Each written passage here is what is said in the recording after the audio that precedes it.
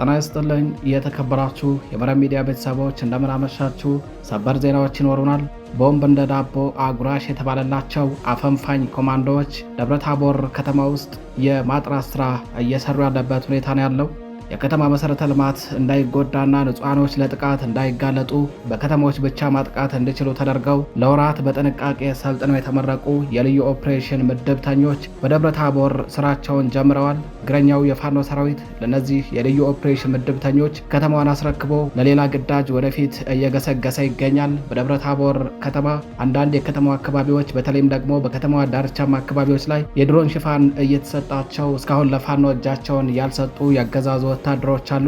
እነዚህን ወታደሮች ፋኖም በልዩ ጥንቃቄ በተለይ ንጹሃኖች ላይ ጉዳት በማይደርስበት ሁኔታ እየመነጠረ እጅ እንዲሰጡ ገሚሶቹን ደግሞ እንዲደመሰሱ እያደረገ ያለበት ሁኔታ ነው ያለው። አገዛዙ ደብረታቦር ከተማን መልሶ በቁጥጥሩ ስር ለማስገባት ከ17 ጊዜ በላይ የድሮን ጥቃት ፈጽሟል በከተማዋ። እንዲሁም ሌሎች በከተማዋ በቅርብ ርቀት በሚገኙ አካባቢዎች ባጠመዳቸው ከባድ መሳሪያዎች እያስወነጨፈ የከተማዋን መሰረተ ልማት እየደበደበ ያለበት ሁኔታ ነው ያለው። ይህንን በሚመለከትም መረጃውን በዝርዝር ወደ እናንተ የምናደርሳችሁ ይሆናል።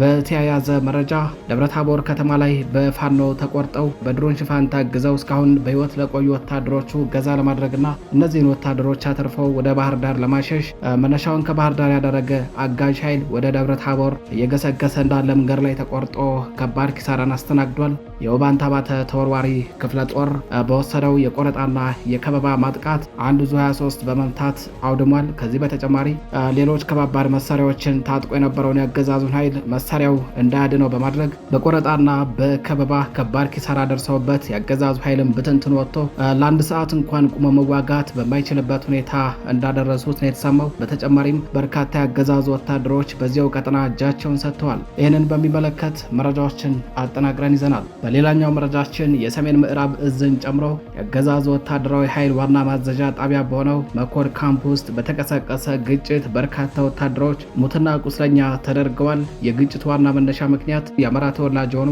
የጦር መኮንኖች መረሻንን ተከትሎ በካምፕ ውስጥ ከፍተኛ የሆነ የእርስ በርስ ውጊያ የተቀሰቀሰ ሲሆን በዚህም በርካቶች ሙትና ቁስለኛ ተደርገዋል። ይህንን በሚመለከት መረጃውን አጠናቅረን ወደ እናንተ የምናደርሳችሁ ይሆናል። አድማጭ ተመልካቾቻችን አብራችሁን ስቆዩ እነዚህንና ሌሎች የዛሬ የካቲት 4 2018 ዓ.ም የምሽት መረጃዎችን የምታደምጡ ይሆናል። ቆይታችሁ ከኛ ጋር ይሁን።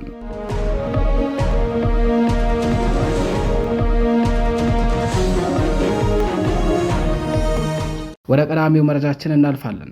ደብረታቦር ከተማ ዛሬ የካቲት 4 2018 ዓ.ም በፋኖ ቁጥጥር ስር መግባቷን በረፋድ ዜና ወጃችን ወደ እናንተ ማድረሳችን አይዘነጋም። በተለይ ትላንት የካቲት 3 2018 ዓ.ም ለዛሬ አጥቢያ ሌሊት ጀምሮ በከተማዋ ልዩ ስማቸው ግራር ሰፈር፣ መሎ፣ ማረሚያ ቤት፣ ጎንደር በር፣ አባረጋይ ወይ ብላ ማርያም ተብለው በሚጠሩ አካባቢዎች ላይ በተደረገ ከባድ ተጋድሎ ትላልቅ የተባሉ የጠላት ምሽጎች ተሰብረዋል። በዚህም በርካታ ያገዛዙ ወታደሮች ተገድለዋል። ገሚሶቹ ደግሞ ምርኮኛ ተደርገው አሁን ላይ በፋኖ ጊዜያዊ የምርኮኛ ማቆያ ጣቢያ ውስጥ እንዲገቡ የተደረገበት ሁኔታ ነው ያለው። በከተማው በተደረገ ተጋድሎ አገዛዙ ከተማዋን ከፋኖ ዳግም ለመንጠቅና በቁጥጥሩ ስር ለማስገባት ከ17 ጊዜ በላይ የሰው አልባ አውሮፕላን ጥቃት ፈጽሟል። በዚህም ጠዋት እስከ ረፋድ ባለው የሰው አልባ አውሮፕላኑ ጥቃት ምንም እንኳን በንጹሃን ላይ ጉዳት ባያደርስም በርካታ መሰረተ ልማቶችን ያወደመ ሲሆን እንዲሁም የንጹሃንን መኖሪያ ቤትም የደበደበበት ሁኔታ ነበረ። ከሰዓት በኋላ ባለው ደግሞ ንጹሃኖች ላይ ያነጣጠረ ጥቃት ተፈጽሟል። በዚህም ቁጥራቸው በውል ያልታወቀ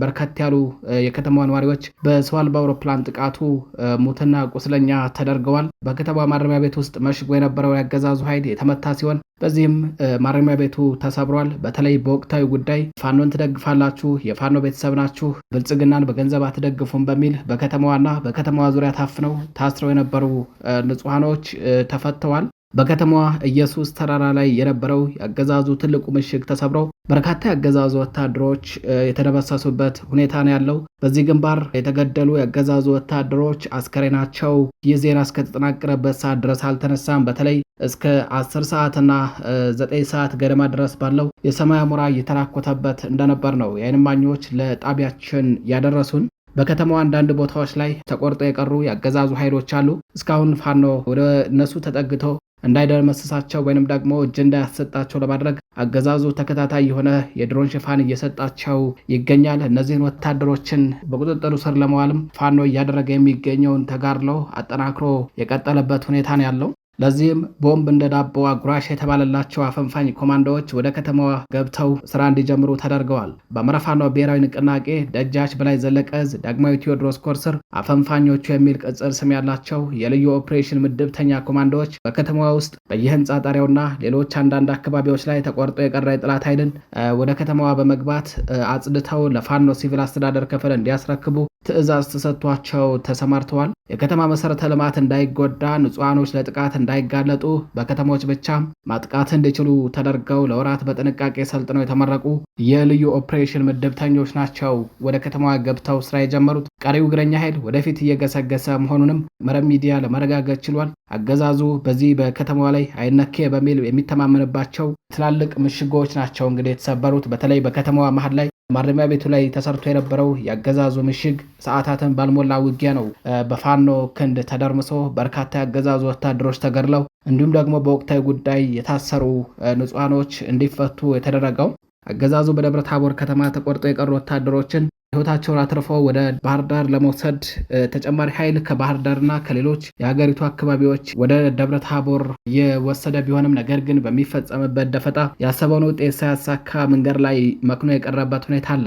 በአማራ ፋኖ ብሔራዊ ንቅናቄ በላይ ዘለቀ ዕዝ ሜጀር ጀነራል ውባንታ ባተ ኮር የውባንታ ባተ ተወርዋሪ ክፍለ ጦር ዛሬ የካቲት 4 2018 ዓ.ም ከሰዓት በኋላ ወደ ደብረ ታቦር ዙ 23 መድፍ፣ ታንክና ሌሎች ከባባድ መሳሪያዎችን ታጥቆ እየገሰገሰ በነበረ ያገዛዙ ወታደር ላይ በፈጸሙት የከበባ ማጥቃት በርካታ ወታደሮች ሲገደሉ ዙ 23ን ጨምሮ ሌሎች ከባባድ መሳሪያዎችም ከጥቅም ውጭ የተደረጉበት ሁኔታ ነው ያለው። በዚህ ትንቅንቅ ከ30 በላይ ጥቁር ጥርጥር ክላሽ በፋኖ ቁጥጥር ስር ውሏል። እንዲሁም ደግሞ የሞርተር ሆሳግር፣ የብሬን ጥይቶች ከነሸንሸናቸው ጦሩን ሲመሩ የነበሩ ወታደራዊ አዛዦች ሲንቀሳቀሱባቸው የነበሩ 3 ወታደራዊ ፓትሮሎችም እንዲሁም በተመሳሳይ በፋኖ ቁጥጥር ስር ውለዋል። በዚህ ቀጠና እንግዲህ ዙ 23 ሞርተርና ታንክ እንዲሁም መድፍ ታጥቆ የፋኖን ክንድ መቋቋም ያልቻለው ያገዛዙ ኃይል ሙትና ቁስለኛውን እያዝረከረከ ወደ መጣበት ተመልሷል።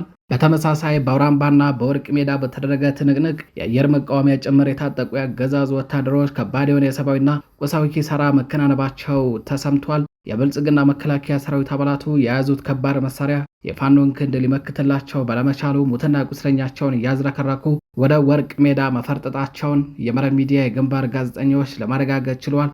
በአማራ ፋኖ ብሔራዊ ንቅናቄ ሰሜን አማራ ቀጠና በላይ ዘለቀ ዕዝ የሜጀር ጀነራል ውባንታ ባተ ኮር ነበልባሉ ፎገራ ክፍለ ጦር ስር የሚገኙት የክርስቲያን ታደለ ብርጌድ ፋኖች ናቸው የጠላት ኃይልን 360 ዲግሪ በመክበብ ዙ 23ቱን ጭምር በዲሽቃ መተው በማቃጠል ሰራዊቱን ሙትና ቁስለኛ አድርገው ብትንትኑን ያወጡት። ትንቅንቁ በዚህ አካባቢ አሁንም ቀጥሏል። ያገዛዙ ኃይል ተጨማሪ ኃይል ከወደ ባህር ዳር ወደ ደብረ ታቦር ለማስገባት በከባድ መሳሪያ ሽፋን እየሰጠ በርካታ ሰራዊት ያንቀሳቀሰ ቢሆንም ነገር ግን ቀጠናውን ክርችም አድርገው የዘጉት ፋኖቹም ግርተዎች አስረው ያገዛዙን ኃይል በአፈሙዝ አለንጋ ሲገርፉት አምሽተዋል። አገዛዙ በደብረ ታቦር ከተማ ተቆርጦ ለቀሩ ወታደሮቹ በሄሊኮፕተር እገዛ ለማድረግ የሞከረበት ሁኔታ ነበረ። ነገር ግን በሄሊኮፕተሮች በፋኖ አርፒጅ ጥቃት እየተፈጸመባቸው ወደ አካባቢው ለመቅረብ እንደተቸገሩና ፊታቸውን አዙረው ወደ ባህር ዳር መብረራቸውንም እንዲሁ ለጣቢያችን የደረሰን መረጃ ያመላክታል። ደብረ ታቦር ላይ ያለው ሁኔታ በጥቅሉ ይህንን ይመስላል።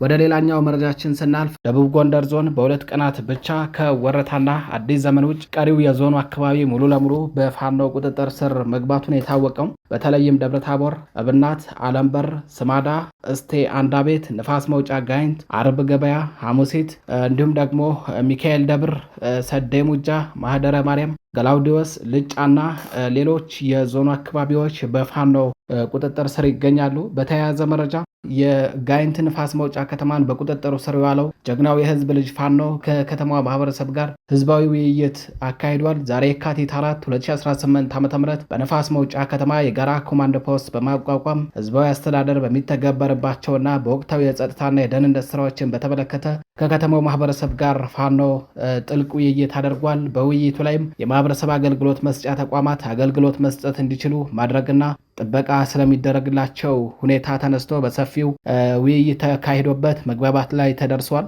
የሰዓት እላፊ እንቅስቃሴና የሰራዊት ጥርነፋን በተመለከተም እንዲሁ ውይይት ተደርጎ ስምምነት ላይ ተደርሶባቸዋል። የምርኮኛ አያያዝና ሌሎች ስጋት ውስጥ የነበሩ ለአገዛዙ ያገለግሉ የነበሩ የሚኒሻ የፖሊስና አድማ ብተና አካላት ወደ ማህበረሰቡ ስለሚቀላቀሉበት አግባብ ማህበረሰቡ የትግሉ አጋር የሚሆንባቸው ጉዳዮች እንደ የማህበራዊ መሰረቱ ማደራጀት የሚሉትና ሌሎች ጉዳዮች ላይ ነው ጥልቅ ውይይት የተደረገው። በተጨማሪም የጋራ የሆነ ወታደራዊ እዝ ያለው የጸጥታ ዘርፍ አመራር የሚሰጥ ኮማንድ ፖስት በሚቋቋምበት ሁኔታ ፖለቲካዊ ስራዎችን የሚሰራ ሌላኛው ኮማንድ ፖስት እንዲሁ ከዚህ አልፎ የአቅርቦትና ሎጂስቲክ ኮማንድ ተደራጅቶ ወደ ስራ የሚገባበትን ሁኔታ ከማህበረሰቡ ጋር ጥልቅ ውይይት ተደርጎ በስምምነት መጠናቀቁን ነው መረብ ሚዲያ ከጎንደር ጠቅላይ ግዛት እዝ ህዝብ ግንኙነት መምሪያ ለማረጋገጥ የቻለው። የተከበራችሁ አድማጭ ተመልካቾቻችን ወደ ሌላኛው መረጃችን እናልፋለን። የሰሜን ምዕራብ እዝን ጨምሮ የአገዛዝ ወታደራዊ ኃይል ዋና ማዘዣ ጣቢያ በሆነው መኮድ ካምፕ ውስጥ በተቀሰቀሰ የእርስ በርስ ውጊያ በርካታ ወታደሮች ሙትና ቁስለኛ መደረጋቸው ተሰምቷል። የግጭቱ መነሻ ዛሬ የካቲት 4 2018 ዓ.ም ማርፈጃውን በተካሄደ ወታደራዊ ግምገማ መድረክ በፋኖ ቁጥጥር ስር እየገቡ በሚገኙ አካባቢዎች ላይ ንጹሐንን ያነጣጠረ የድሮን ጥቃት እንዲፈጸምና በዚህም ህዝቡ አስመታችሁን በሚል ፋኖን እንዲቃወም ማስደረግ የሚል መመሪያ የወረደ ሲሆን የገጠምነው ከፋኖ ጋር እንጂ ንጹሐኖች ምን አደረጉን በሚል መመሪያውን የተቃወሙ የአማራ ተወላጅ የሆኑ የጦር መኮንኖች ከግምገማ መድረኩ በኋላ መረሸናቸውን የመረብ ሚዲያ ወታደራዊ ምንጮች ተናግረዋል። ይህንን ተከትሎ በካምፕ ውስጥ በሚገኘው ሰራዊት መካከል ከባድ የሆነ የእርስ በርስ ውጊያ ተቀስቅሶ በርካቶች መገደላቸው ተሰምቷል። በአሁኑ ሰዓት በካምፑ የአማራ ተወላጅ የሰራዊት አባላትና የጦር መኮንኖች እየተመረጡ ትጥቅ እንዲያወርዱ ተደርገው የታሰሩበት ሁኔታ ነው ያለው። ከዚህ በተጨማሪ ፋኖ ወደ ከተማዋ መጠጋቱን ተከትለው ሊከዱ ይችላሉ በሚል የሚጠረጠሩ የመከላከያ ሰራዊት አባላትን በስውር እያፈነም የሚገድል ስኳድ ቡድን በካምፕ ውስጥ ተዋቅሮ ወደ ስራ መግባቱም እንዲሁ ተሰምቷል። ይከዳሉ በሚል በተጠረጠሩ ወታደሮች ላይ እስከ ግድያ የደረሰ እርምጃ እንዲወስድ የእዙ አዛዥ በሆነው በብርሃኑ በቀለ ትዕዛዝ የተቋቋመው ቡድኑ በአንድ ብሔር ብቻ የተሞላና የብልጽግና የክፉ ቀን ጋሻ የሚል መጠሪያ የተሰጠው መሆኑንም ነው እንዲሁ ምንጮቻችን መረጃውን ያደረሱን። የአማራ ተወላጅ የሆኑ ወታደሮች ከቡድን መሳሪያ ማለትም ድሽቃና ብሬን እንዲሁም ስናይፐር እንዳይታጠቁ ትዕዛዝ ወርዷል። ምክንያቱም ከከዱ በተለይ ከነሱ በላይ መሳሪያውም ይጎዳናል የሚል ሐሳብ እንዳለ ነው የመረጃ ምንጮቻችን መረጃውን ያደረሱን። በሰራዊት መካከል የእርስ በርስ መተማመን ጠፍቷል። በከተማዋ ዙሪያም የፋኖ ግስጋሴ እንዲሁ በማየሉ በከተማዋ ካድሬዎችና የአገዛዙ ወታደሮች ላይ ጭንቀትና ሽብር መንገሱ ነው የተነገረው። አማራዋ እናቴ ላይ የድሮን እሳት ሲዘንብ ከጠላቴ ጋር ተባባሪ አልሆንም ያሉ በርካታ ወታደሮችም ከነሙሉ ትጥቃቸው ሌሊቱን ወታደራዊ ካምፑን ለቀው መጥፋታቸውም እንዲሁ ተነግሯል። የተከበራችሁ የመረብ ሚዲያ ቤተሰቦች በደብረ ታቦርና በሌሎች የሰሜን አማራ ቀጠና ስላለው ሁኔታ ያሰባሰብናቸው መረጃዎች የሰማችኋቸውን ይመስሉ ነበር። በሌሎች መረጃዎች እስከምንገናኝ ቸር ቆዩ።